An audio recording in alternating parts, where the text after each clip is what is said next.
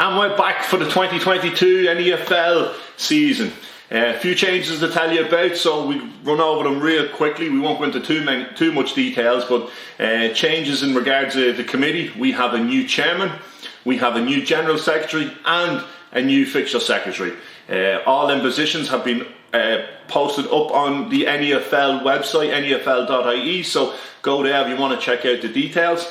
On the club front, we have a little bit of change. There's a few teams coming back, and a couple of teams who have left us. One of them teams was Town Feckin, last year's Division 1 winners. They have pulled out of the season this year for different reasons, and they have been replaced in the Premier Division by Kentstown Rovers, who narrowly missed out anyway in being promoted outright, having lost to Bay in the playoff game. Few managerial changes. Trim Celtic are under new management with Robbie Horgan in there replacing Alan Murphy, and David Crawley has come in to replace last year's winning manager of the Premier Division, Jason McConville. So it's going to be exciting this year. I expect every division to be very competitive, and there's loads to look forward to. But myself and John will be getting out to as many games as possible. I think we've covered about 7 or 8 games already this season, and only 2 weeks in, so there'll be a lot more to come.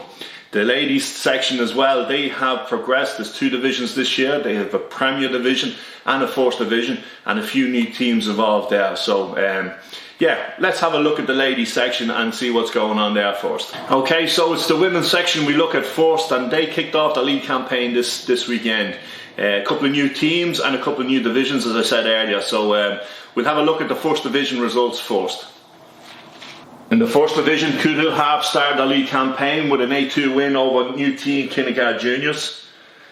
The league, also a new team to the women's section, they have a big win over Drogheda Town 8-1. Albion Rovers also recorded a big 7-2 win over Screen Tower. With RD Celtic, another first team in, they suffered a defeat in their first game to Torry United 2-0. In the Premier side, you have Kentstown Rovers. They started off with a 2-1 win away to Park Villa. Kingscote Hearts, last year's double champions, had a good 3-0 win over Ross and Rovers. And Balogan United and Key Celtic, they had a 2-2 draw in their first game. All of that leaves the tables looking, I know first game doesn't tell you much, but Kingscote Harps out on top, joint top with Kentstown Rovers, both on 3 points. Balogan United and Key Celtic both with 1 point each, but there's a long way to go. Ballarat, they haven't played yet, so Ballarat and Park Hill have yet to play, so as I said, there's a long way to go yet. In Division 1, the league, they have to be happy with that in their first game in the women's section, coming out on top there, 3 points. Also on 3 points is Cootehill Harps, Albion Rovers and Toro. But as I said, there's a long way to go in that yet, so we'll keep you up to date as the weeks go by. Okay, on to the men's section now, and as always, we start off the men's campaign with the O'Neill Shield and the Kemesson Shield. Let's have a little look at the O'Neill Shield first and some of the results from the last couple of weeks. So the pick of the results there really is Square United away to Abbey Celtic with a big 6-2 win. Called Celtic and Black Bull, that's be kind of a derby match there, returning Black Bull and Called Celtic came out 1-0 winners there. Lord Celtic had a big 4-2 win over Robinstown, and Slane and Navantown Cosmos, a little bit needle in that one I heard, so Slane came out 4-2 in that one. In the second round of fixtures, seeing Sporting BJD with a big 6-0 win away to Kell Celtic. The league seconds recorded a 2-1 win over local rivals, Kentstown seconds, and Park Villa seconds and Lord seconds. Well, they played an absolute brilliant match, and I was at that game and was able to record it, and what a match. And people ask me, why do you go to so many games? And this would be the reason why. The game had everything. Had goals, sendings off, tackles flying in, penalties, you name it, the game had everything. Park Villa took an early lead, and then Lord Celtic equalised. Lord Celtic had a man sent off, and then went 3-1 up with a man down, only to see Park Villa come back and score 2 goals in the last 10 minutes to equalise. It was an absolutely brilliant game, and some of the results we have, you can see here on the screen beside me, but it's definitely the reason why I go out and capture these games. You wouldn't see this on tally. Right, on to Commission Shield results now, and let's have a look at the results from the last couple of weeks in that. Okay, the very first game of the season saw Albion take on Square at home, and John was there to record that and get the first goal of the 2022 season. That's up on NEFL TV. You'll see that there. So there was a 4-0 win for Square United. I was at Key Celtic and Carrick Rovers. That was a battle, 2 Premier Division teams this year. It was a hard-fought win for Key Celtic, but they came out 1-0 win in the end. Shock of the night was probably Walchestown, Division 2 team going away to the Premier Division champions N.E.F.L and coming away with a 2-1 win. I don't think anyone's seen that coming. It was a coupon buster, that one. Rock Celtic had a big 6-0 win over RD, with Cord Celtic and Donacarney drawing 2-2. Kell Celtic started their season like they finished last year with a good 4-1 win at home to Kingscourt, with Trim Celtic had a 4-0 win away to OMP, and Toro with a big 5-2 win over Enfield. In the second round of results, as you see there, the pick of them again was probably Walchestown with a win over another Premier Division side, Bay, 4-2 win there. OMP recovered from their defeat the previous week with a 5-3 win over at Boy, and Key Celtic continued their winning streak their second game win over Ballorgan with a 4-1 win. So they're the results of the Commission Shield for the last couple of weeks. As I said, there's different permutations. I'm not going to go through goal difference and who's going to go through and what, so we'll go through that coming up probably in the next episode or whatever of the podcast. But there's too many mistakes I can make to try and figure it all out.